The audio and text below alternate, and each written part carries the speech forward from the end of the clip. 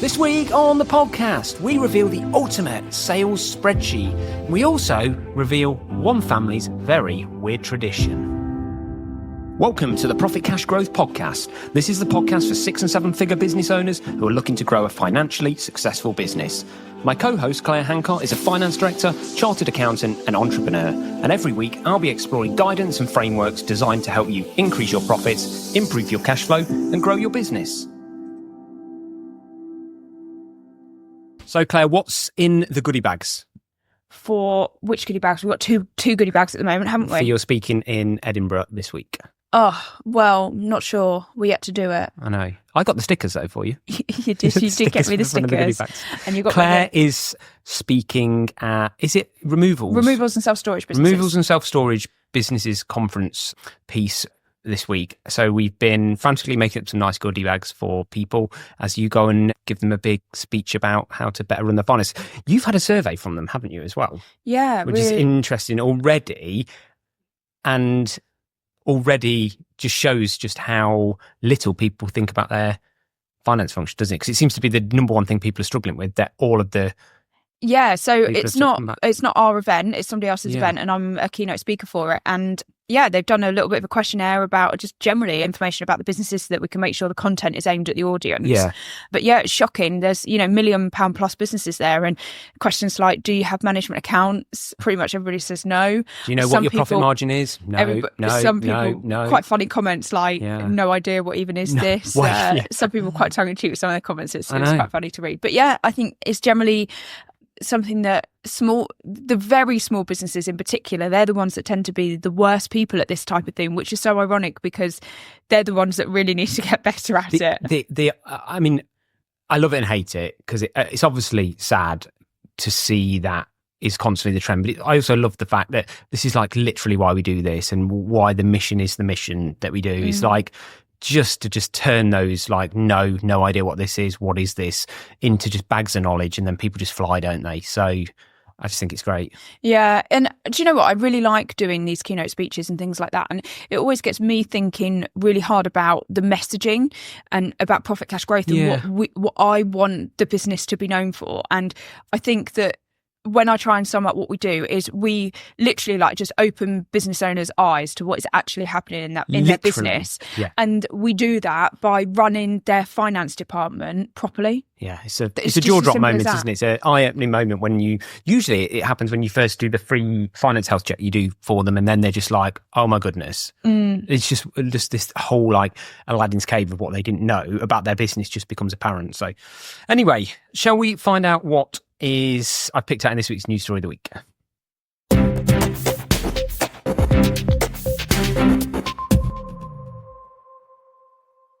So, Claire, this week, the headline on this really fun story is family spends almost 20 years counting their quality street and disappointingly find 70 less. This is the story of a family who talk about families having weird traditions, who every single year buy a tub of Quality Street, tip them out and count not just the entire number there, but how many each flavour is in the tin and what the total number of sweets that are in there. And what do you think's happened with it? Well, I think we can predict what's happened. It's got smaller, there's less sweets and not as much range. Because all of those things cost you're money. Wrong. We get so much more from money now. They've doubled the amount. They've doubled the range. Of course they haven't. Shockingly, I love the way they put shockingly in this news story, though. This is the thing about it's not shocking whatsoever. It's not shocking whatsoever. Everyone expects this. But so the total number has decreased from 137 in 2006 when they first counted to 67 this year when they counted it. That's nearly around 50%, isn't it? More than half, doesn't it? And the range has gone down. So I think there was 12 different sweets. There's now 11. They seem to be absolutely like up in arms about some of the different flavours which have like fell faster than others, like the orange chocolate crunches. That is my favourite. Yeah, they've dramatically reduced the amount of those in there in comparison to the others. And I'm guessing this is because the orange chocolate crunch probably costs a lot more to make, and therefore they nipped away at it quicker than the other ones. I think that this is what's most interesting, actually, and loosely links to the deep dive that we're going to do today, but it's about product range.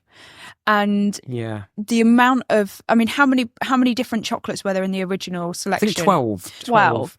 And obviously there's a cost to that because you need specific machines and specific tooling and specific wrapping and everything just to produce these chocolates in the first place. They don't produce them anywhere else. They just use them in the quality street, don't they? So yeah. And so therefore the more range you have, particularly when you're looking at manufacturing and that type of thing, the more cost there is associated, because you might have a machine that, for example, can, I think like the purple ones is a similar shape to another machine. So you might think, oh, well, the same machine can make it, and maybe you just change the tooling so that, you know, it comes out in a different wrapper or it comes out in a different shape or something like that. That's quite common in manufacturing. So you've got a standard machine that you kind of just like change individual parts on for the finished product. But even doing that changeover, there's time involved in that, and there'll always be wastage because you'll have to clean the machines through, and you'll have certain products that, you know, just don't work really well and things like that. So from that perspective, every time that you introduce a new product is probably going to decrease your margins overall. That is true. I mean, one of the other reasons that I picked out this story, because it is a bit of a fun story, but obviously links into the insinuation that obviously good old Nestle are profiting by giving everybody loads less sweets and various other things, is that the story is completely pointless. And do you know why it's completely pointless, Claire? Well, we were just discussing this, weren't we? Because there's no price. We don't know how much the tin used to cost. They have not mentioned anywhere in the article the price of any of the tins over any of the years. So, and or the other thing I said is they haven't mentioned the weight of the individual chocolates individual either. sweets, You know, we could now only have 67. We could have 50% less, but they could be double the size. So with words like shockingly in the article and the fact that there's no data there, I think this is just a really good example of why it's so important to have all of your data to hand to be able to make smart decisions. Because somebody reading this at a glance would just assume, oh my God, I've been ripped off by the chocolate people. They've screwed me over. But do you know what? It could be that it's exactly the same as it was, but once you take into account inflation, the price of the tub and all the rest of it, you might be getting exactly the same deal today that you were 20 years ago. The problem is we don't know, do we? Because there's not enough data. I find it quite interesting that who would buy Quality Street when you've got celebrations and miniature heroes available? Why would somebody buy a tub of Quality Street in the first place? I think that's the more confusing thing for me. Why have they not done this on a more popular chocolate range? Well, just to really piss on people like yours, Bonfire, they do put at the end of the story that apparently Mars have also reduced the size of its celebrations to by 50 grams. So they don't want to let you get away with that one. I might be like completely, maybe it's like an age thing or a generation thing, and potentially Quality Street are going to die out. But certainly in my family and in our friendship circles, you know, whenever we go somewhere at Christmas time, I don't think I ever see Quality Street in people's houses. I've got a sneaking feeling they're going to die out with the very people that buy them. So let's just watch that play out in the next 20 years. Anyway, let's move on to this week's deep dive, Claire, and talk about something a bit more serious.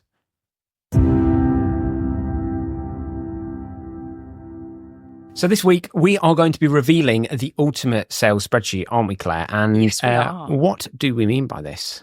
Well, I often, when I start working with businesses, we go through a process of mapping their sales, and people think, Claire, you're an accountant, why are you mapping people's sales with them? And the point is that generally, your most profitable sales growth is going to come from your existing customers, and that there is plenty of opportunity right under your nose already if you just know where it is and you go and seize it. Yeah. And you can also stack all those customers against you to see which ones are being underserved with product, services, and various other things. Yes, absolutely. So in my business, we just have this for a spreadsheet because we don't need a fancy system. We don't have quantity of customers. So we call it TED. It's our sales tracker. And what we simply do is we put all of our customers on the spreadsheet. And so we have all of our customers down the left-hand column, and then we have all of our products or services that we offer those customers along the top. And we simply go through and we tick which products and services our customers buy from us.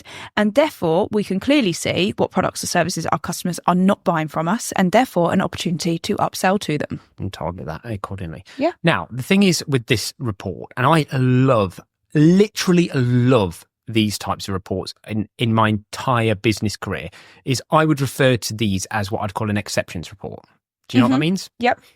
It's a fantastic report that at the just a glance of the eye means you can really quickly and easily identify the exceptions in whatever it is you're analysing. And I'm like the biggest supporter of this type of spreadsheet in my entire business career. It's what I almost try and get everything I do and every supplier to just summarise their data into for me so I can manage the business. And I think it's not just specific to this particular topic, but I think the whole way of presenting data, that I love it. Now, Simon's supposed to be asking me a very specific question now that then leads the conversation on nicely, but he's looking at me like he doesn't know what's going on. So we don't really plan these podcasts other than I'll just write a couple of like leading questions so that the conversation flows and we make sure we cover everything we want to. But Simon, 9 times out of 10, completely goes off piece and F's it up, really. So what's the next question for me, Simon? What makes your existing customers more profitable? There you go. So thinking about getting new customers, often for pretty much, I'd say the majority of businesses, the customer acquisition cost is much higher than people realise. Yeah. So to acquire a customer, it's everything that you need to do to get that customer, so brand new customer. So firstly, you've got to normally do some form of marketing, which there's a cost to it to attract that customer in the first place.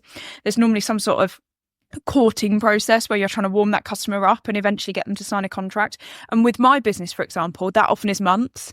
I'll be speaking to that customer for months, engaging with them to try and get them over the line. Just the marketing costs. I mean, in every type of business that I've ever worked in, I mean, if you're a really good business, you know what your customer acquisition cost is, don't you? And I mean, I used to work for like the Telegraph years ago. Like just to get a single subscriber on the Telegraph, their cost of acquisition, I think, was like average £68 per customer. And particularly if you're a business that's doing, like Google pay-per-click or Facebook ads, anything like that, where you're doing these paid ads, then really that does start to ramp up your customer acquisition cost quite a lot. So you've got high customer acquisition cost. You've then got distraction, like physical distraction in the business. Yeah, somebody's actually got to do it. Yeah. And also, I often think this is something that is underestimated in pretty much every business that I work with, is we try and identify what your onboarding cost is. So how much does it, when you sign up a customer for the first time, you've got to send them a contract. Like, you probably should be doing a credit check on them if you have credit terms given to them. Some businesses, like my business, we have to do a legal ID check. All of these things cost money. So there's an onboarding cost. You've got to set that customer up on your system. The first time you invoice them, you might get something wrong and they query the invoice and you've got to change that in the system. All these kind of niggly things that tend to come out in the first few weeks and months of working with that customer. Yeah. So once you've got a customer and you've been working with them for a number of normally months, everything's running smoothly. To just keep notching up the products and services that you sell to them generally is the most profitable way to increase your business, because you haven't got any of those marketing costs, you haven't got any of those upfront costs, and you haven't got the onboarding costs. You've already done all of that. So just sell more to your existing customers. And presumably, the reality is that if you're proving yourself and proving your worth throughout that, then you're becoming a trusted partner that they actually want to expand and they want to put more of their eggs in that basket. So actually it becomes an easier sales conversion as well, doesn't it? Yeah. Because the trust is already built.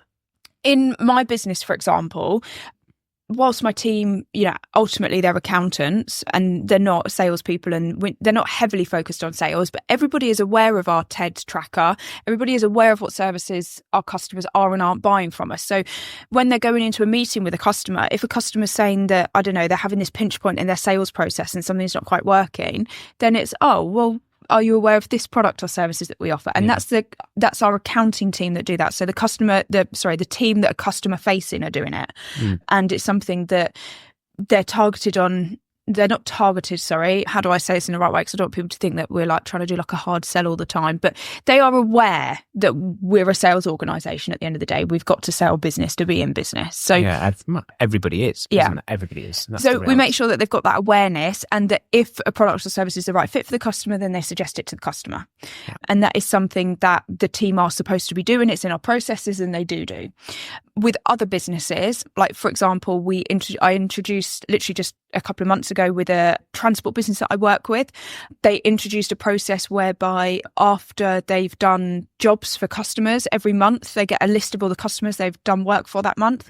And the operations manager calls every single customer to say, how did it go? Have you got feedback for us? What more can we do for you? So the other aspect that I think is useful here, which I use a lot, is because we're a very commission-based organisation, is that then that sales matrix of all of our products and services actually becomes a commission tracker as well for our people. Yeah. So that every time that they get, an additional service that helps that customer out because that customer needs it, there's an additional kickback to that employee at the end of that month as well. So you get these drips of additional commission that keeps them focused on the fact that those things need to be constantly at the forefront of their mind. And that I find really works really well for me as well. So using this spreadsheet you talk about internally and turning it into a commission tracker as well, so they can actually follow that, track it, and there's a nominal payment for each of those extra elements as well. Works, just as a tip from me, works really well for me. Yeah, so that's a really good point actually. Like when you're introducing new products and services, it might be relevant that you want to incentivize your team to sell them. Yeah. And so that's what you do. Like if somebody gets, for example, a mortgage referral, that type of thing, when you're selling the home, then you will pay a fixed fee to Google them review or because you get income from that. Yeah. So sometimes it's relevant. Sometimes it just needs to become a part of somebody's job. Yeah. But you've got to track it. So you can't just put a process in place and say, we're going to introduce all these extra services and we want you to be calling these customers and suggesting this to them if you're not tracking the results from it. Yeah. So that's really important. You've got to make sure that you've got some way of tracking new customers and converted customers and what we call in our business extended customers. So where a customer buys product A and we've extended them to also buy product B. Great. I've got a feeling that everybody that listens to this is going to have a way of tracking this shortly. No, I really disagree.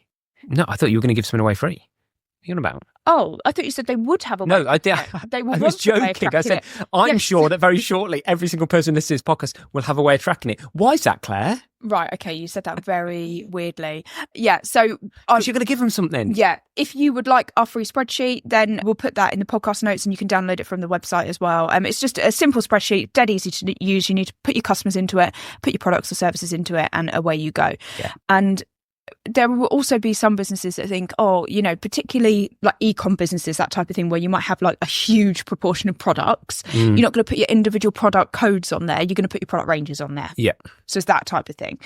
Or build the exceptions report and then analyze it. Yeah. Or you might look at it differently. You might think, I'm going to put my products on there as one category. So do customers buy products from us? And then do you have a service that you offer to them as well? So for example, you might say, do our customers buy drones from us? Yeah. You might offer 1,000 different drones, but you're just going to put them all together into the product category. And then you're going to have a bolt-on service saying, do our customers also buy?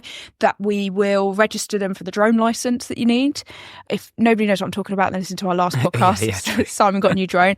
So you might then also have an additional service where you can get their drone license for them. You might also have an additional service where you offer them drone insurance. And they would be the 3 products that you would put onto this spreadsheet and say, what products are you cross-selling to your different customers? Actually, this gives, when you start to bring all of these educational pieces together, if you go back 3 episodes when we were talking about horizontal integration, like, isn't this the opportunity as well to not just map out the service you currently have, but to make sure what could you sell, and you've exhausted that spreadsheet in what else can we put on this spreadsheet, and therefore what can we understand over time whether that fits within the model or not. So here you can bring both the horizontal integration strategy we talked about 3 episodes ago or whatever that was, with this ultimate sales spreadsheet, and you can really start to like catapult forward your existing customer base in terms of increasing the share of wallet within the business. It's also a really good way, like if you're thinking about doing offers or bundling or anything like that, it's a really good way of seeing these customers buy these products, therefore could we bundle these together and do some sort of offer and promote those as a combined service package, that type of thing. So really, once you've got this mapped out, you'll just have a look at this, and you should just have ideas pinging left, right and centre in your brain about what you could do, what you should stop doing, what additions you could do. It will really just be quite revolutionary. Yeah, I quite like it. This isn't about making things overcomplicated, because this isn't like an overly complex spreadsheet. This is just about bringing things front of mind, just getting those juices going, flowing in your business, and you will suddenly see this just explode, because you will see gaps you never saw before, and that's all this does. Really simple. Well, thanks, Claire. Thanks for revealing to everybody the ultimate sales spreadsheet. And did you know that the best sales in your business are right under your nose? Anyway, let's move on to this week's Profit Cash Growth Extra. So in this week's Profit Cash Growth Extra, I've got a book recommendation for you. I pre-ordered this book. I read a lot of his previous books, and he's gone off in a different tangent. He was very much into property investment, has now gone into personal finance. But a lot of this kind of goes over into business finance as well. And this is The 7 Myths About Money by Rob Dix. This is the second book he's written on kind of general economic money and personal finance. Really fantastic book, really quick read, which I do like, a book where I can just sit down and knock it out in sort of 4, 5, 6 hours. And he really just talks in depth about how we are going through this shift that's been driven by, the years of low interest rates, and a lot to do with personal finance, and how we've had this shift back to normal interest rates, and just how the things that have always worked for the last 20, 30, 40 years in investment, personal investment, and obviously that applies to business investment as well, aren't going to be the same tactics that are going to work moving forward. And we've seen this, Claire, haven't we, with property investment? You can't do the deals you used to do when you could get a 2% finance on it, that you do now, where you're looking at 6.5% finance. The deals are very different. The type of investments are very different. And this completely spills out into business, doesn't it?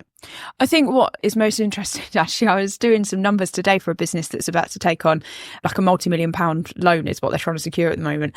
And it was quite staggering, actually, because I was just using a calculator to help me figure out what a loan would be if it was on 2% versus what I think they're likely to get on 10%. And it's just that compound effect of where most of your monthly payments are actually paying down interest every month and you never actually pay down the loan, just has such a staggering impact on the numbers. It was quite striking, really. But yeah, I think that is the thing, is that you could previously take higher risks, I think, because the interest was so low, and therefore you were essentially just paying the cost of, if you got a loan to buy something or invest in something, you were just simply paying back your costs, really, with a little bit of inflation added onto it.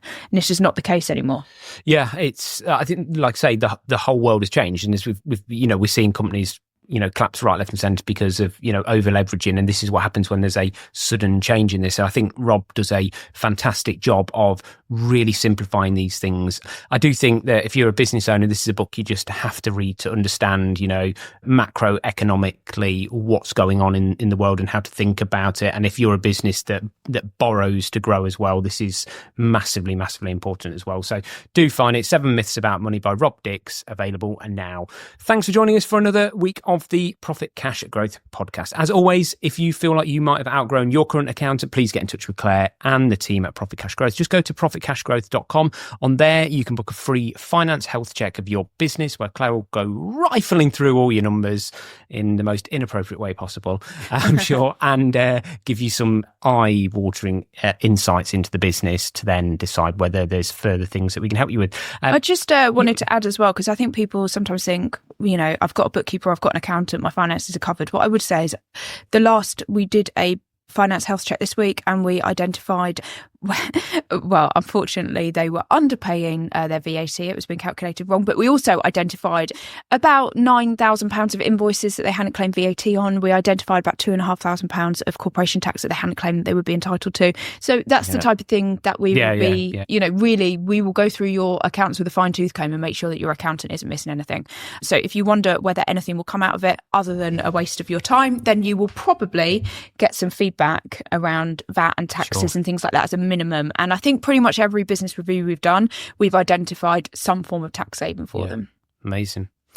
And as always, do dive back through all of the podcast episodes. They're all evergreen. There's lots and lots of content there for you to absorb. And if you have any business owner friends that you think would like this podcast, please just click the share button. It'll be in the corner somewhere where you're listening to this, and just pop it over in a text message. Say, I think you're going to really enjoy this podcast, and it's going to help move your business onto the next level. And as always, we'll definitely see you again next week.